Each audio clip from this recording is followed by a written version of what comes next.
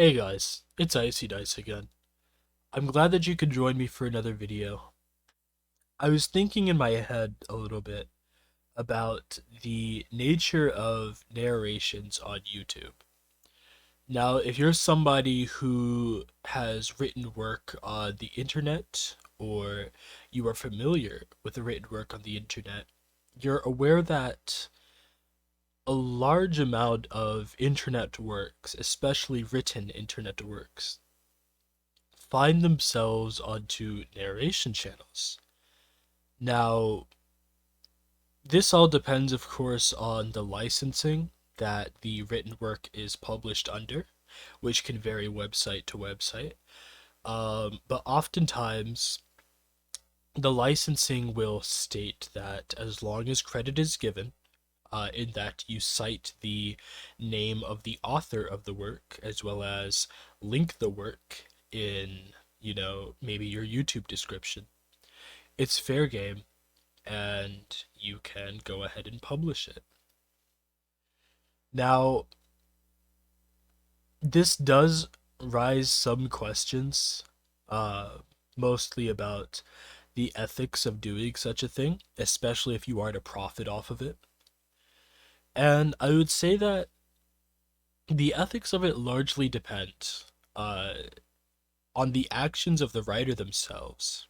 So, for example, there's strong arguments to be made that if the writer publishes their work on a website and a part of the agreement that allows them to publish work on that website is agreeing to the licensing, then they are therefore consenting to having their work published as some kind of narration on YouTube. Uh, and this is something that I think a lot of people maybe don't just give a lot of thought to.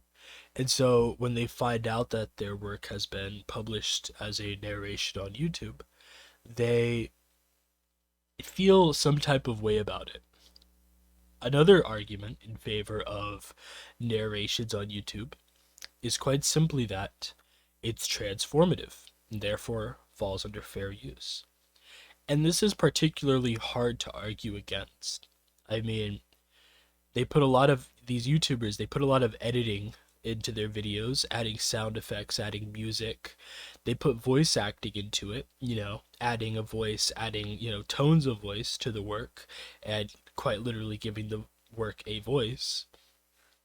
And in that sense, it's very easy to understand that while the written work is present and is clearly a draw to these profitable videos, these profitable narrations, so too is it a draw that these YouTubers are editing and putting work into their videos. It's very attractive.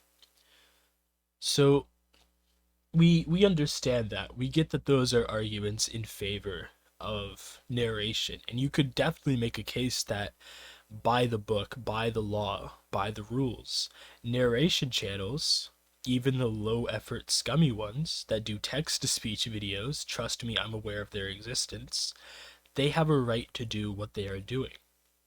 But, ethics is a very interesting subject, particularly because what's by the law, what's by the rules, is not necessarily going to dictate what is ethical.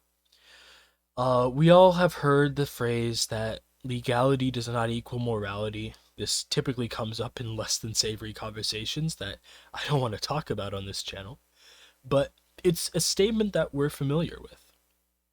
And I think that it applies to this conversation. I mean, if you as a narrator don't let the author of the work you're narrating know that you're narrating their work, I think that's a pretty scummy thing to do. I think that maybe a lot of people would find that pretty scummy to do. It's not hard to find who the original uh, author is, and you can let them know, hey, you know, I want to narrate your work. What are your feelings on this? Because even if it's by the law okay to narrate their work, you don't want to offend some author who doesn't at that time want it narrated, even if it's your right. And I think that you should still go out of your way to contact these authors anyway if you're a narrator, because who knows? You could build a relationship with that author. and I think that that's good for both you and that author. Um, so even if you're not, trying to be a scumbag, which I doubt most narrators are trying to be a scumbag, it's still good to reach out to authors. Um, don't even get me started on the narrators who just slap a text to voice program over a story and use that as content, let alone the ones who monetize those videos. I think those people are incredibly lazy. I think that their content is worthless. Um, and the fact that that's allowed is beyond me, but I suppose it is allowed depending largely on the licensing anyway. Um, Even though I'd hardly call that transformative, right? That, I mean, I can make an argument that all the other narrations are definitely transformative, but that just isn't. So we can all agree that those things suck, whatever. Um, yeah. But how about narrators who go out of their way, or maybe not go out of their way, maybe that implies intent, and I don't want to imply intent too heavily.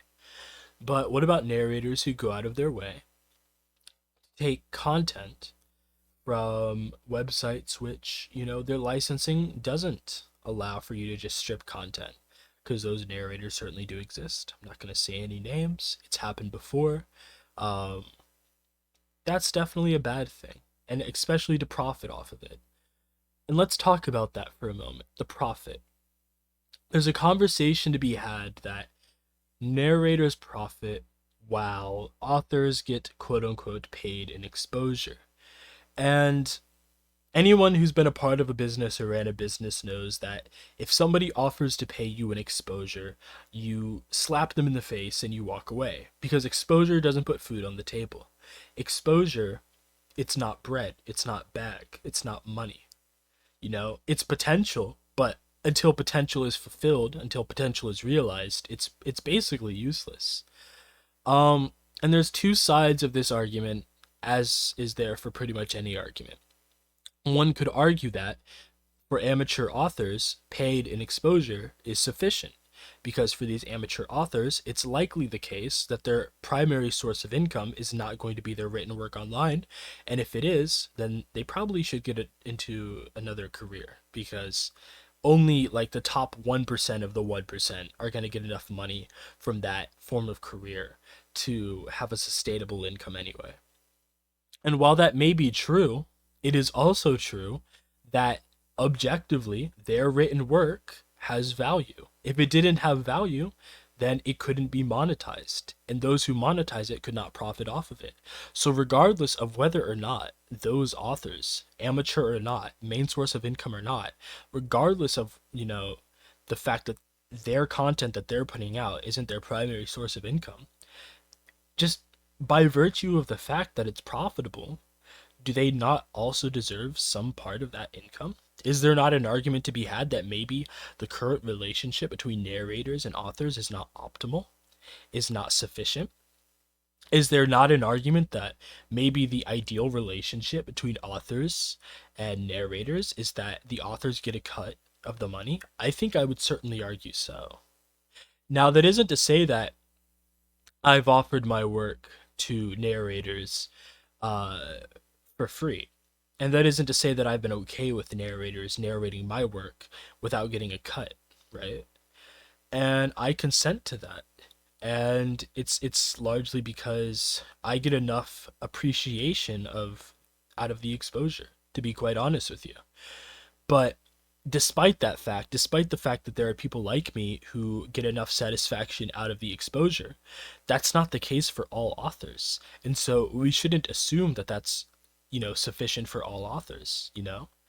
So all I'm saying is that if you take a look at the argument, if you take a look at the ethics of it, I do think that the relationship between authors and uh, narrators should be more like something of a business partner relationship, if that's what the author desires. And if that's what the author desires, and the narrator is not willing to have that kind of relationship, the narrator should not be, narrating the work of that author.